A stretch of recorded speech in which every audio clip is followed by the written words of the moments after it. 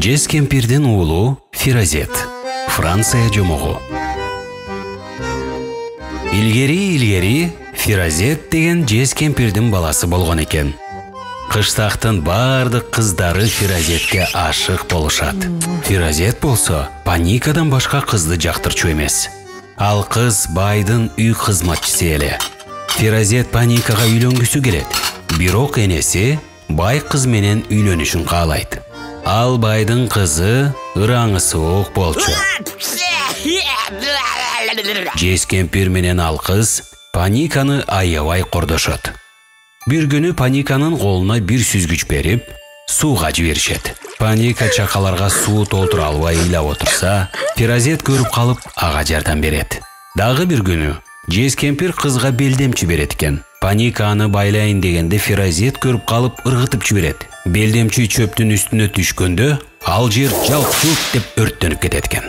Көрсө, тийген жерин өрттөгөн сыйкырдуу белдемчи экен.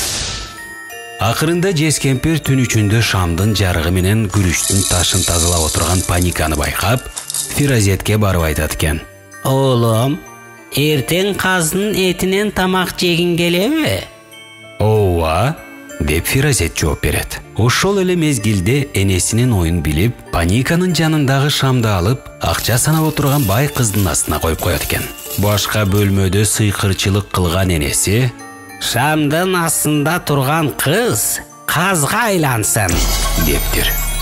Бай кыз казга айланып учуп чыкканда, жез кемпир утулганын мойнуна алат да уулуна айтат экен. «Оолум, сен жеңдиң. Мен аябай улгайдым. Сыйкырымдын да күчү кетип калыптыр. Силер бактылуу болгула», деп батасын берүүгө аргасыз болот экен.